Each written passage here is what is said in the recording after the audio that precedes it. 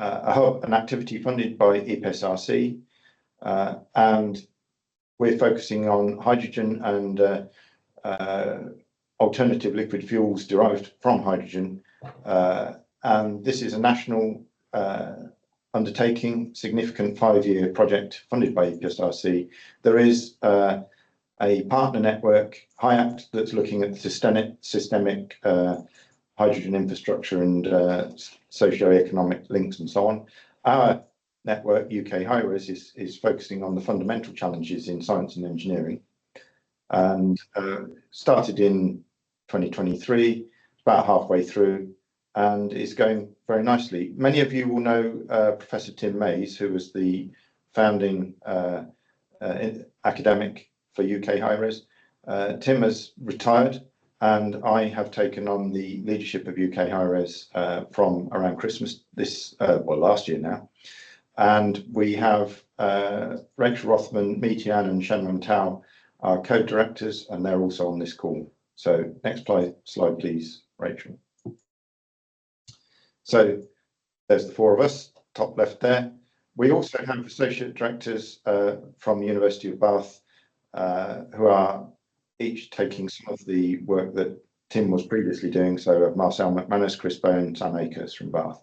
We have project administration team. Importantly, we have some excellent co-investigators, and I'll explain in the next slide where they all fit into the HyRES structure.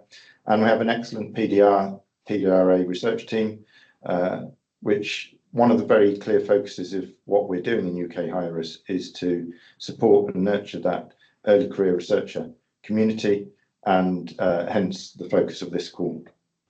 Next slide, please, Rachel. So, yeah, the UK-HyRES activity is split into 4 technical themes and 4 cross-cutting themes. And together, those themes address the significant challenges that we have to stimulate a transition to a hydrogen energy ecosystem. So, of course, we need to produce the hydrogen, store and distribute it, use the hydrogen, and we have options for alternative liquid fuels. So each of those have leadership as shown on that slide. And then those things on their own as technologies are not enough. We also need to understand the economic, environmental, social and safety landscape, and make sure that those are adequately prepared and supporting a hydrogen transition. So those are our cross-cutting themes with the leadership as shown. The circles in the middle there show that those themes are very interlinked, and we have core projects and we have projects that arose from the first Flex Fund call that are already up and running, and the projects that originate from that are funded from the current call that we're talking about now will also be put onto that chart as and when they are defined, so they will fit into the overall architecture. Okay, next slide, please, Rachel. So talking of the Flex Funds, the first round, the pot for that was 2.9 million that we funded. 10 projects were funded. All of them had industry links to one extent or another. The Flex Fund 2, we are talking about today, has 2 parts. They're both focused on early career researchers. Many of you will have been on the webinar where we launched the research fellowships just before Christmas, and at that time we said that there would be a launch for the sprint projects just after Christmas, and that's what we're doing today. When we have moved through Flex Fund Call 2, we expect that there will be a third call later in 26, and that's likely to focus on translation, and well, we need to have a think about exactly where to focus on that, but some element of translation will be evident in that third call. So next slide, please. If we focus more tightly on call 2, I said before Christmas we launched the research fellowships call. Total 3 fellowships will be awarded, each 225k maximum at 80% FEC. Today we're going to talk about the sprint projects, and here we have a maximum fund size of between £600,000 and £800,000. Each project will be a maximum of £50,000 at 80% FEC. So the call will open today, and the projects must finish by 31st of December this year. That's through funder requirements. We must be done by then. We're looking for low TRL research or higher TRL translation. We'll explain more about that later. And for this one, in contrast to the research fellowships, it's a single stage submission process that we'll describe as we go. Is open to people who would qualify as ECRs from an EPSRC point of view.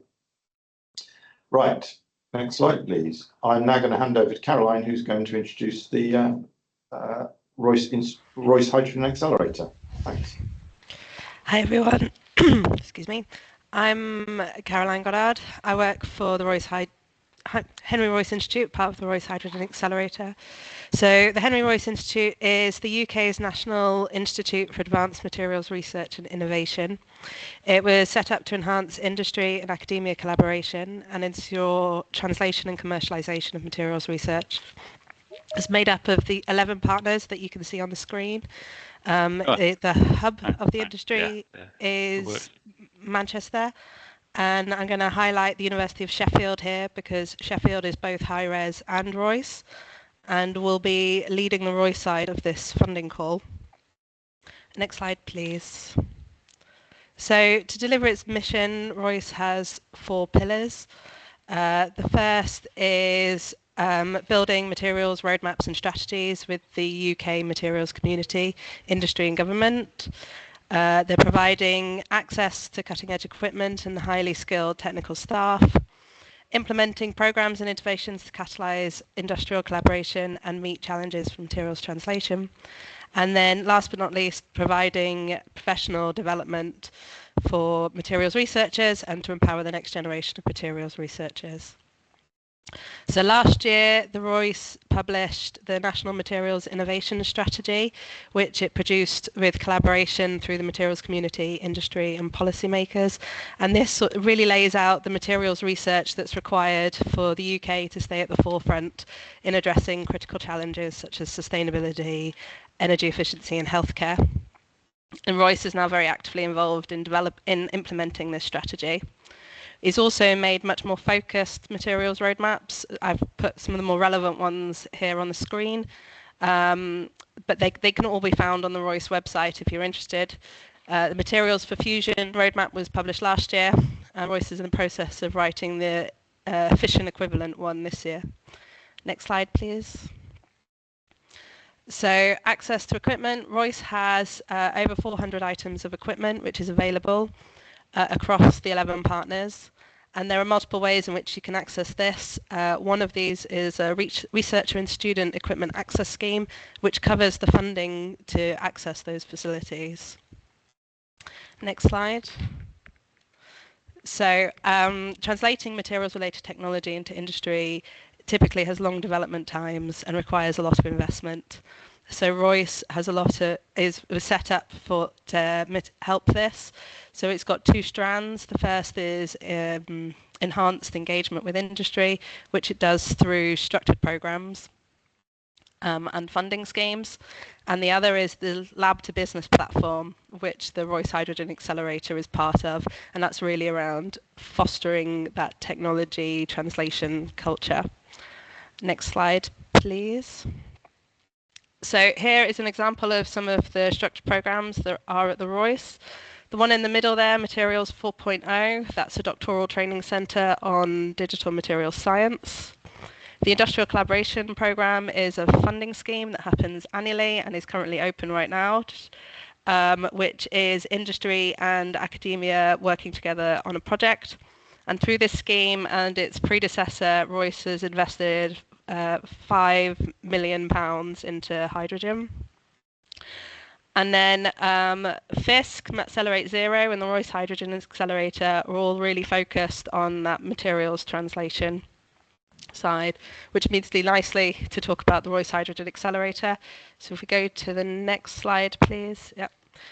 So the ROIS Hydrogen Accelerator is a program within ROIS. We're set up to drive materials translation into the hydrogen industry. Our aim is to make it easier to bridge the gap between public grant research and private companies funded through private investment. So we do this by identifying the materials-related challenges in industry, finding the solutions in academia, and then setting up mechanisms to support the deployment of that solution into industry. And next slide, please. So we're in the process of setting up and piloting a number of mechanisms. We've got translational and impact funding, such as this call that we're launching today. We're able to facilitate access to the Royce equipment and access schemes and help shape experiments that will really help with that translational journey. We sponsor places on training programs which train researchers into how to run a company, how to get investment, how to turn their research into a product. We are building relationships with investors so that we can help with the fundraising, so we can help get opportunities in front of investors that are interested. And then connected to that, we provide third-party assessments of technology, which benefits the investors because they can see that it's been validated by another party. We have an ever-growing network into the hydrogen ecosystem, and we foster that through workshops and forums, which we set up throughout the year to get the community talking together and linking people up to help facilitate their research. And then finally, something that is a work in progress is we're putting in mechanisms in place to provide guidance and mentorship. So people who have experience in entrepreneurship coming and supporting those of you looking to translate your technology. So if you're thinking about translating some of your research into the hydrogen industry, please do get in touch with me or the RHA team. And then I shall hand over to Rachel. Thank you. Thanks, Caroline. And hopefully for everyone, it's really clear why we're running this joint call, because we've got the UK-HyRES hub doing lots of fundamental research in hydrogen, and then the Royce Institute through the Royce Hydrogen Accelerator looking at lots of translational work from a hydrogen perspective. So we've come together to run this as a joint call, and as Chris was saying before, focused on early career researchers, and this is the Sprint project. So why are we doing it? Well, we want to support talented early career research innovators who are transitioning to research or innovation leadership. Chris mentioned some of the dates, and these are on the call document, which will be available on the website. But projects must all start between the 20th of April and the 1st of June this year, and they must finish by the 31st of December this year. And that's a funding constraint, so there won't be any extensions on that. The 100% full economic cost can be up to 62,500 because we pay at 80% FEC. That means the maximum you get is the 50K. Eligible costs include staff costs, consumables, travel and subsistence. Equipment costs are not eligible. And when I say that, I mean equipment under UKRI definition. So equipment is items that cost more than £10,000. If an item that I consider to be equipment is less than £10,000, then in EPSRC's eyes, it's a consumable, not a piece of equipment. So the consumables is everything that's under £10,000 that you might need. In terms of requirements for the projects, they have to include mentoring of some description, and that could be an academic mentor or an industrial mentor, and it's there to help support the research or the innovation, and perhaps more importantly to support your research and skills development. One of our key aims of this program and the fellowships is that we're developing leaders of the future in the hydrogen space, and so thinking about what skills do you need that you don't currently have that you might be able to help gain through this program, or what advice or support you might need, that's really important. And we'd like to see any commitment from mentors confirmed with a letter of support. And if you don't know someone who would be a suitable mentor, you're welcome to get in touch with us. The email addresses are going to be on the last slide at the end, but you can get in touch either with the Royce Hydrogen Accelerator or with UK UK-HyRES, or with both of us if you're not sure who would be best, and we can help to try and match potential applicants with mentors if you need that. You also need to have a letter of support from your line manager or head of school or head of department or whoever the appropriate person is to confirm support of the time commitment that you're shown to have in the costing. So you have to do a full formal costing for this that has to be university approved before you submit it to us. And the head of school or the line manager's letter should confirm that that costing has been done and that it's okay for you to spend the amount of time you're asking to spend on this, and obviously being paid for doing that appropriately. So in general terms, the research that you do must be about the production, storage, distribution or use of hydrogen or alternative liquid fuels. Sorry, it says ammonia there, but it should say alternative liquid fuels. Now, predominantly the alternative liquid fuels are ammonia, but there may be others that are relevant as well. There are 2 restrictions which have been put on us by EPSRC. This is not our choice, but we cannot do research into fuel cells, and it cannot be research into the production of grey or blue hydrogen.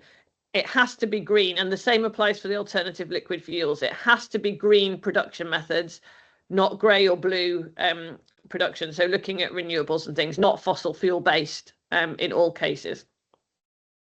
Research should not duplicate things that are already funded by UK-HyRES or by the Royce Hydrogen Accelerator, and both programs have websites which are going to be up at the end, and on the website you can see things that have already been funded. So obviously you don't want to replicate that. You might want to justify doing a project because it extends something that's already been funded, or it's complementary to it, for example, but not to replicate stuff that's already been funded. So to give you some examples, and this is not an exhaustive list at all, this is just us trying to help you understand what would be valid in the call. You might look at improving supply chain resilience and lowering cost, and that could be of producing, handling, storing or using hydrogen alternative liquid fuels. That HALF acronym is hydrogen and alternative liquid fuels. So that could include looking at the use of rare earth minerals, at novel membranes, at manufacturing techniques, at sealing and permeation reduction, efficiency, feedstocks. All sorts of things could be included in that kind of improving supply chain resilience and lowering cost. Another area could be improving energy consumption and existing catalyst performance for the production of chemicals and fuels which use green HALFs, so SAF, marine fuels, chemicals, carriers, etc. Understanding and improving reliability and durability of materials, which could be about the materials themselves. It could be about the discovery of new materials, the development of new materials, more efficient manufacturing of materials. It could be about accelerating a testing methodology, or how do you do accelerated testing to understand what would the impact be if you used this thing for 1,000 hours, for example. Or it could be to do with safety and monitoring, so the sensors themselves. It could be about getting a particular purity or what the fugitive emissions might be. As I said, that's not an exhaustive list. Hopefully that shows you that we really are interested in anything across the green production of hydrogen and alternative liquid fuels across the whole value chain of production, storage, distribution and end use. So how do you apply? Well, the deadline is the 23rd of February at 5 p.m. There is a Microsoft Teams form which you fill in. It is linked in the call document and will be linked from the website as well. That form contains the project lead details, so your name, your institution, your email, etc., and a summary of when you want to start and finish and how much funding you're asking for. It also includes a tick box, and there are 3 options: TRL 1 to 3, so low TRL technology readiness level, low TRL blue skies research that would predominantly be HyRES funded, or TRL 3+, so looking at starting to translate research into pilot or bigger scale. That will be predominantly Royce funded, or there may be some cases where a project goes across those TRL scales, like a wider range, and could be either HyRES or Royce funded. So there is 3 options to tick, and tick all the ones that are relevant. There are also 2 boxes to fill in terms of the eligibility criteria, and Chris put the criteria up earlier. Key things are that it's for early career researchers, which we define as a ECR. An ECR is like a postdoc or an application scientist or similar, and often they're on fixed term contracts rather than open-ended contracts, or you could be in your first academic position as a assistant professor or as a lecturer, depending on what they're called at your institution, but you should be within 3 years of the starting point of your grant, of your position, your full-time position. You should also have received cumulatively less than 100k that you are PI for in total across your career to date. Now, if you have any questions about eligibility, we will be putting a Q&A sheet up on the website. You're welcome to ask us at the end of the call when we open for Q&A now. You're also welcome to email us just to check your eligibility before you apply. And the 2 boxes you fill in are your employment history and your funding one, so that we have the confidence that you are eligible for this ECR call. Then the main bit of the application is the 3-page case for support.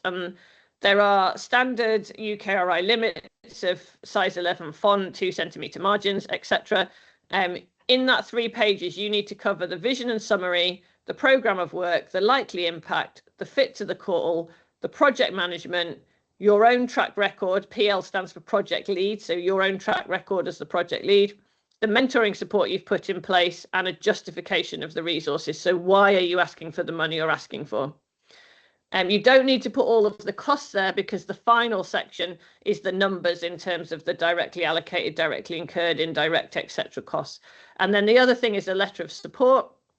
As we mentioned, there should be one from your institution confirming that you've done the costing and that you're eligible and to apply, and that if successful, you will have the time to do it. And you may also have letters of support from other mentors or from partners if you've got partners as part of it. And those attachment parts, so your letters of support and your case for support, will be sent on email. They cannot be attached to the online form. So on the form, there's a bit which tells you where to email them to, and also to tick the box to confirm that you've sent that email. And both the email and the form have to be done by 5 o'clock on the deadline in February. In terms of review criteria, your proposals will be reviewed on the quality and novelty and/or impact, and that criteria is double weighted compared to the others. The other criteria, the development, training, support and mentorship of the project lead. And then from a delivery perspective, clear plans for proposed research, project management, engagement, EDI, skills development and impact. And finally, the ambition to develop the research into a larger, longer funding proposal. And part of the idea of these sprint calls is you get to do a small project that explores something which you could then write into a bigger project if successful. Or you might be trying to translate some research into a small prototype that could be used, that if successful would then lead on to something else. So what are your plans after this, assuming that this is successful and goes to plan? And quickly on terms and conditions, we'll obviously send out full terms and conditions to those successful people, but it's standard UK-HyRES terms and conditions from an expenditure and reporting perspectives, and the UK-HyRES and ROIS branding and should be used on all outputs, as should appropriate acknowledgement of where the funding comes from. And we will provide you with the kind of sentences and the logos, etc., that are needed in that respect. So that is everything from me. There are now on the page 2 web addresses and 2 email addresses. So you have the web address for the ROIS Hydrogen Accelerator, where you can get further information about that. You also have the web address for UK-HyRES, and you can look there to see the projects and the themes that are funded and underway already. You also have an email address for Hydrogen at ROIS and for the UK-HyRES admin team. If you have questions on eligibility, please send them to the UK-HyRES admin address that's there. This information will also be on the website, and then we'll get back to you to confirm that you are eligible or aren't as appropriate.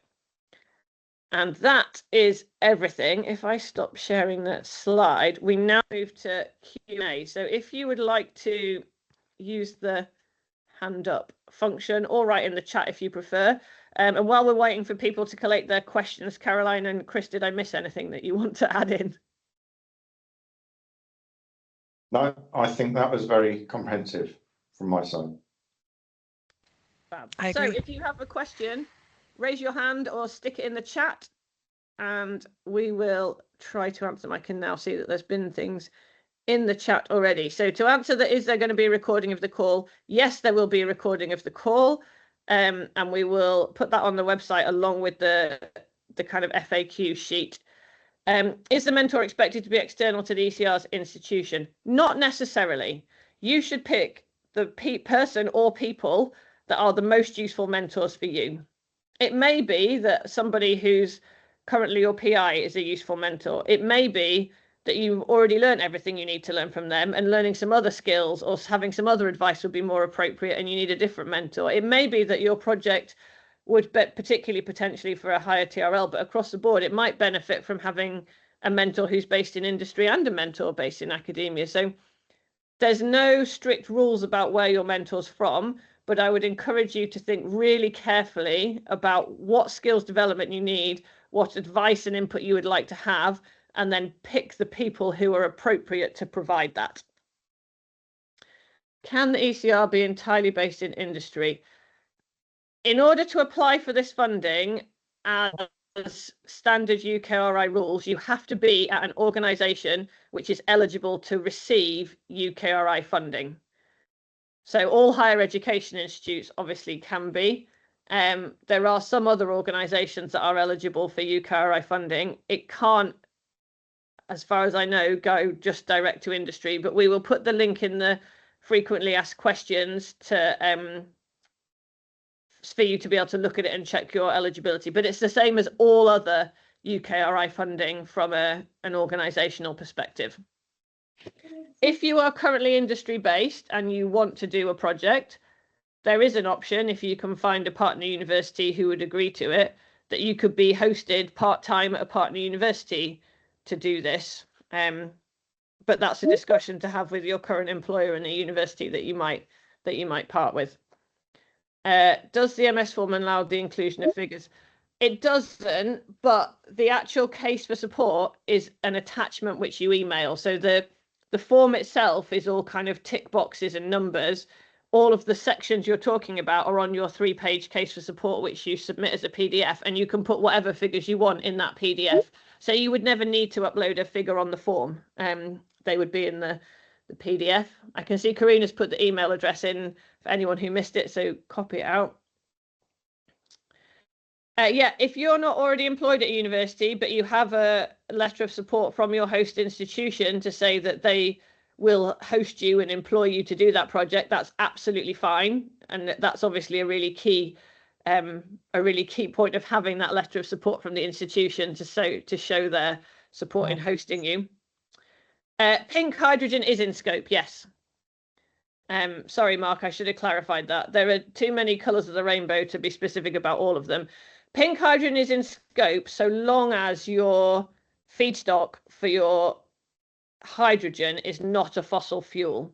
You couldn't have pink hydrogen and be trying to use a fossil-based process with it. Not that I think you would, but the point is that UK-HyRES have been very specific that we can't do blue and grey hydrogen, i.e. no steam methane reforming or steam methane reforming with carbon capture. UK-HyRES feel like they funded carbon capture elsewhere, so carbon capture is not eligible in this because that would be part of kind of the blue side. But pink is in scope, and we will make sure that's really clear in the document. When will the eligibility FAQ be published? Sam, we're collating all the questions we're getting now. We will then put it together. It should be published within the next few days. We just need a bit of time to get all the questions in a useful format and put all our answers underneath them.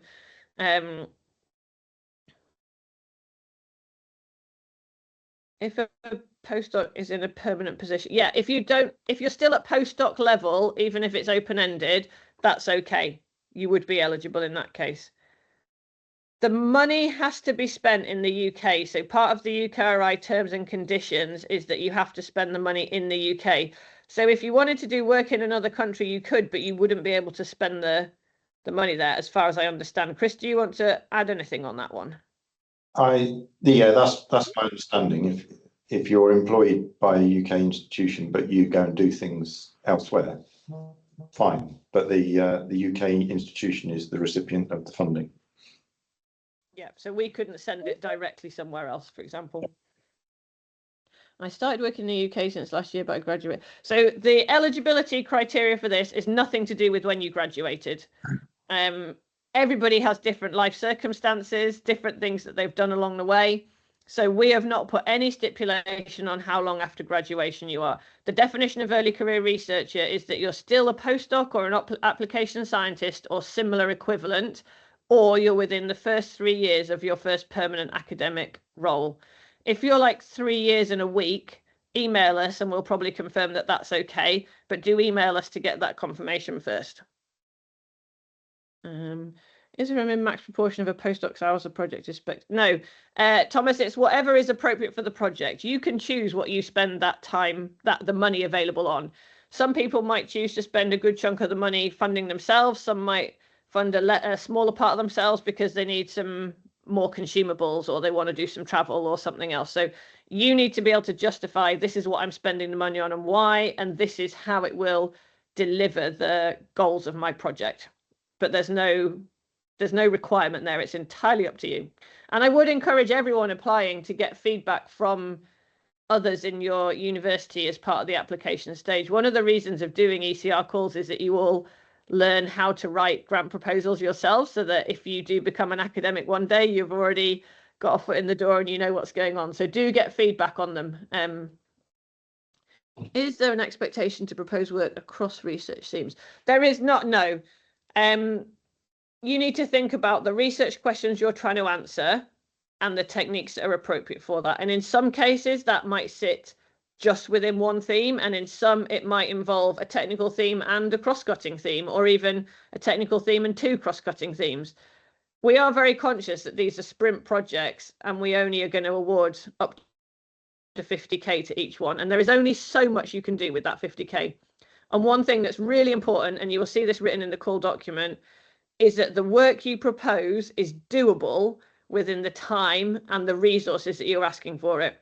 Don't tell us that you're going to do loads of stuff because it sounds good, but then when we look at it, we think there's no way you can do that in that amount of time or with that amount of money or resource. You have to be really realistic about what's achievable, which is why we haven't required a particular number of themes to be involved, because obviously the more you try and do, the harder it's going to be to fit it into the time and the resource available. That doesn't mean that you shouldn't be talking to others' themes. So if you're thinking about a low TRL project in a technical area, it might be that you want to come and talk to me because I lead the environmental section and we do lots of life cycle assessment. And you might come and talk to me and say, I'm doing this project, or I'm thinking of doing this project, and I can't do the life cycle assessment within it, but you know, how could the hub support that? Or could we work together on doing this? Or if we get this kind of data, would you be able to use it in your analysis? So if there's someone in the hub that's a theme lead that you think could be a collaborator either during the project or after the project, from an outputs perspective, then do get in touch with us. Don't feel like you shouldn't. Yes, postdoc time can absolutely be costed part-time. I'm going to take a pause on those because I can see we've got a hand up as well, and I don't want to ignore the hands up. So is it Lewis? Do you want to ask your question? Yeah, I'm okay with that. Thank you.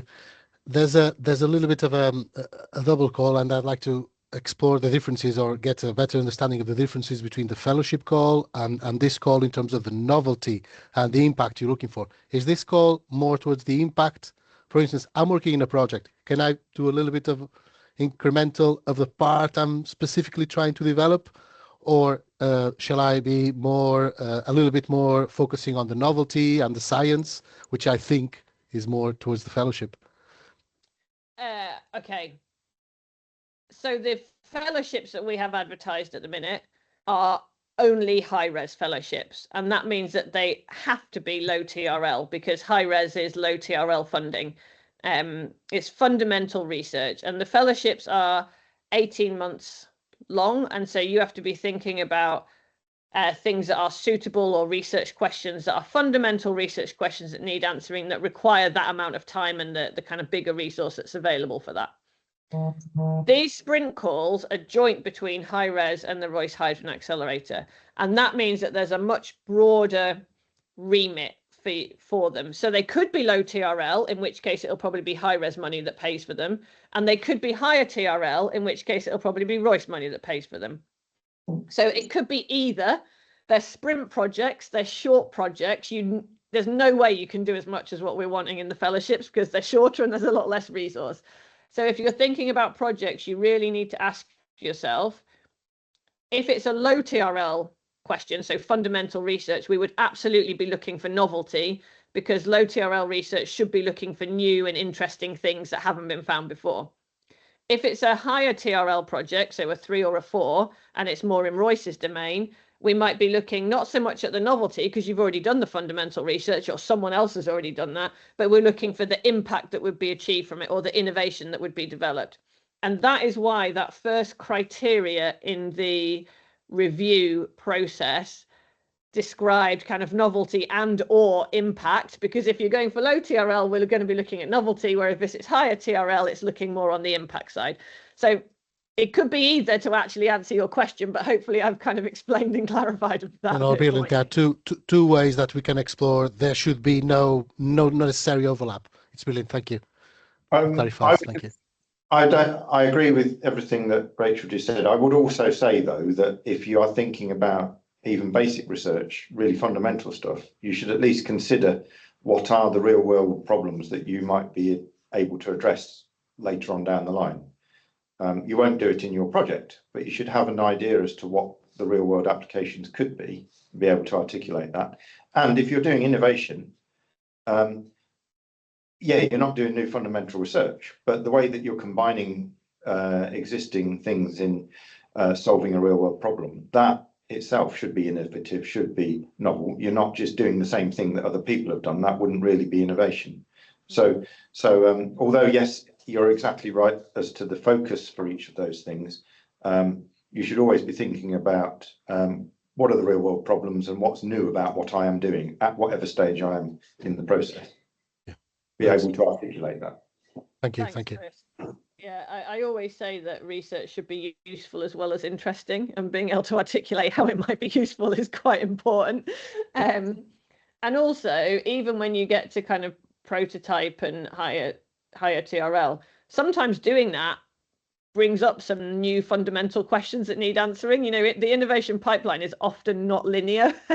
So thinking about those things can also be important. We've got one other hand up. Syed, do you want to ask your question now? And then I'll go back to the chat ones. Yeah, sure. Quick. Thank you very much. This is Syed from Cardiff University. Sorry to join late. We have been struggling, our team, to get in. We have been just getting round and round to get to the thing. And by the time we got in, we already lost the main part. Would you be circulating the recorded thing you delivered today? Yes, both the slides and the recording will be up on the website for you to access, and we will send the link round to everyone who registered for this. So you'll get a link to the recording. Okay. Now the question that I have is, I have been a COI to a much larger project. So does that mean I wouldn't be eligible to apply this? Only my postdocs can apply?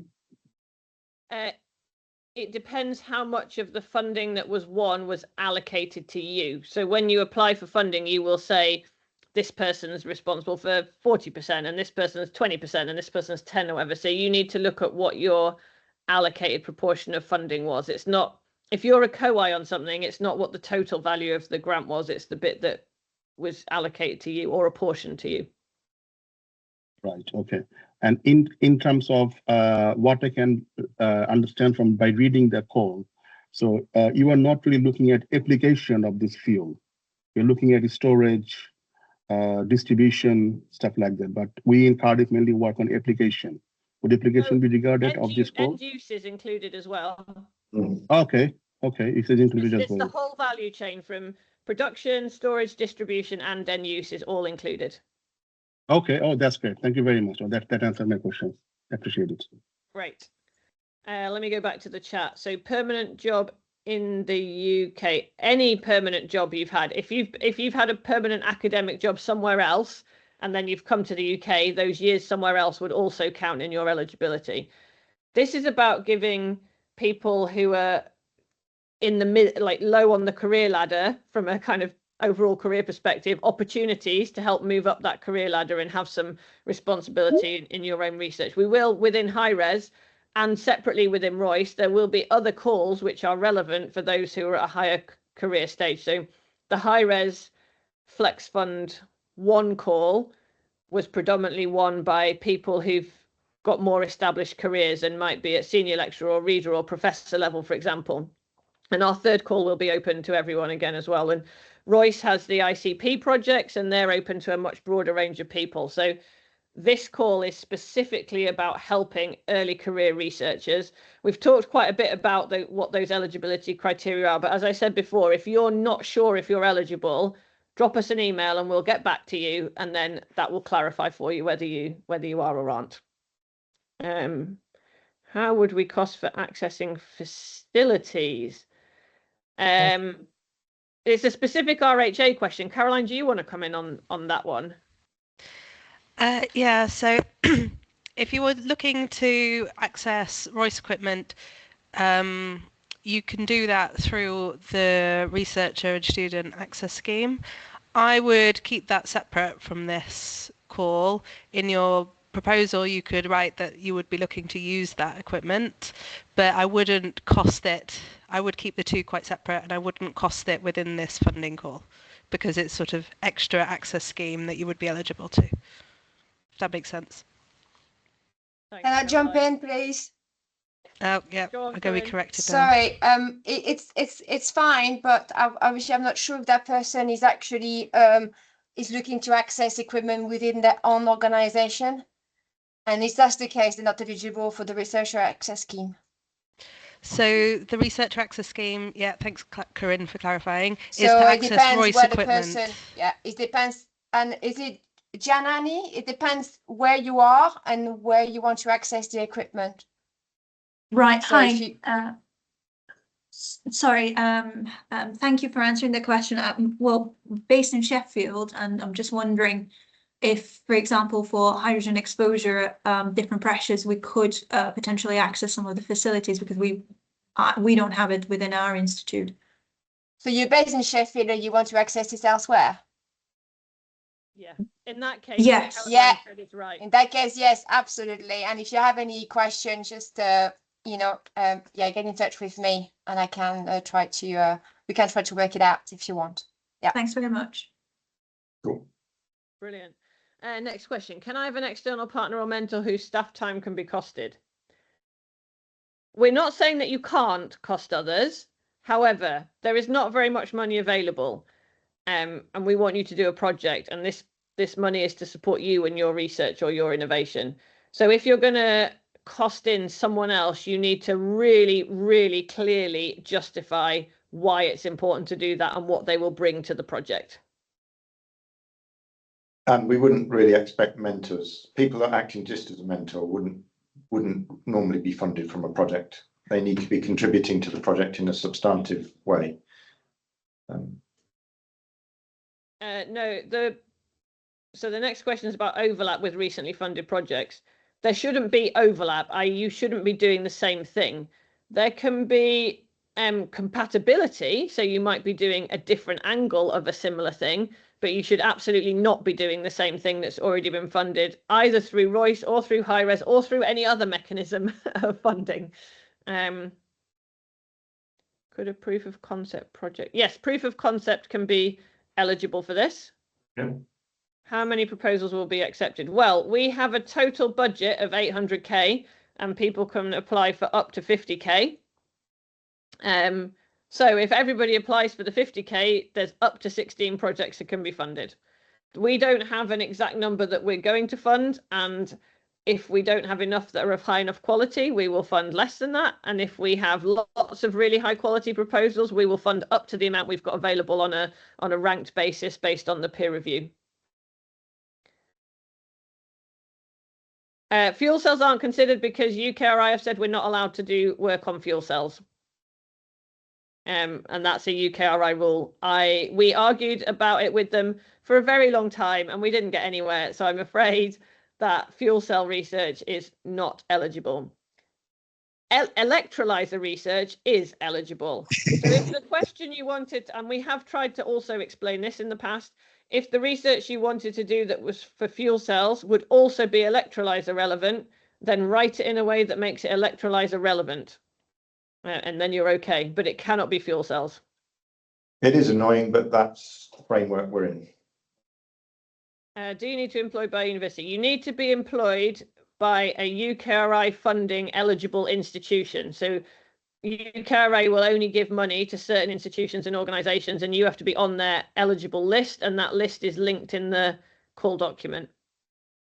And if you're not currently employed by them, they need to demonstrate that they will employ you through this funding if you're successful. There is no limit on how many people can apply from a single institution, Sam. We are assessing these based on the person, the project, you know, what will you achieve, the impact, the kind of the package that you've put together, and also the fit to the call criteria and other things that have been funded. So we're not going to fund 3 of these that all do the same thing. If we end up with 3 that look like they're doing very similar things, we'd fund the one that was highest ranked and not the other 2. But there's no limit as to how many can be funded for an individual institution. Can one person make more than one submission? I'm going to say no. Does anyone disagree with me? I agree with you. I don't know if you wrote that down, but I would encourage people to just put your best one forward. Yeah, I don't think it is written down, so we'll make sure that's really clear in the FAQs. You can only submit 1.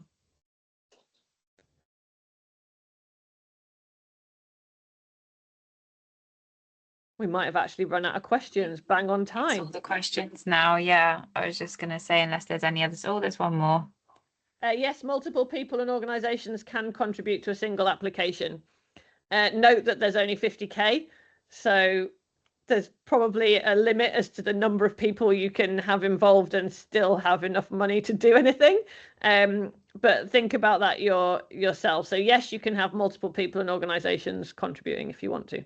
Just make it clear. Yeah, and bear in mind what we want to focus this on ECRs. So I personally would not be impressed if there was like 5% of an ECR and then the rest of it was some old professor like myself. That isn't really what we're trying to fund. So there's someone with their hand up again.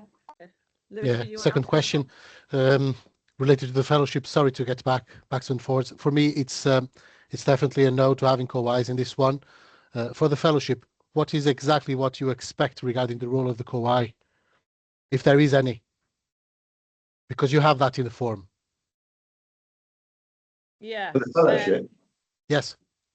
Yeah, we did cover that in the fellowship webinar and Q&A, I think, but it depends what your project is and what you need a co-I to do. So the fellowship projects are much bigger and you might have a wider range of stuff you're doing in them. And it might be that you don't have all the expertise, but a co-I is going to do something that's relevant as part of the project, in which case you'd cost them in.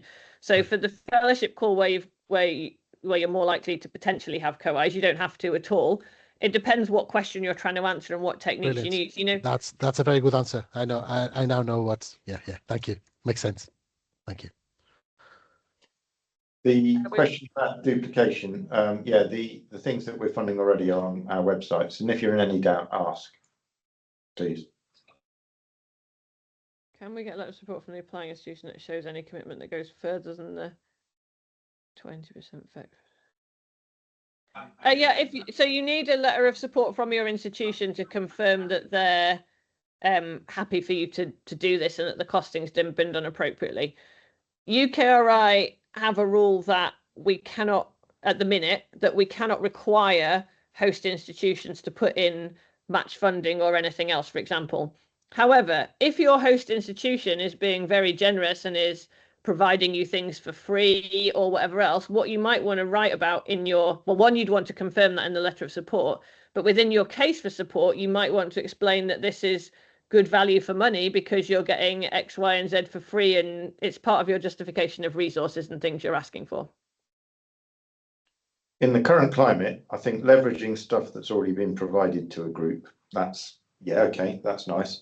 It would be surprising to me if you get institutions that've got much appetite to put a bunch more cost into a project from and therefore make the cost recovery worse. That's against the prevailing tide. Universities are very worried about cost recovery from research, hence the understanding with EPSRC that we will not be putting huge amounts of extra expenditure from the university into new project proposals.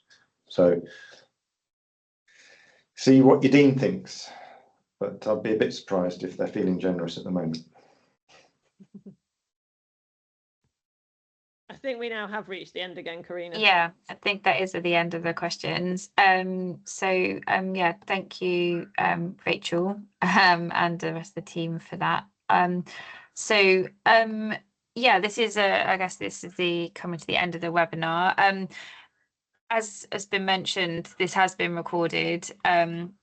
And so the link to download that, the slides, and all the information on the call, the frequently asked questions document, will be available from the website I've just put in the chat over the next few days. Yeah, we just need some time to kind of like finalize all of that and get that uploaded. And I will circulate an email to everyone who registered as well, for, you know, to make sure that everyone's aware of that. Really sorry that there was issues for some people joining with the link. I'm not really sure what happened. For some it worked, for some it didn't. So yeah, apologies again for that, but thank you all for joining, and yeah, enjoy the rest of your day.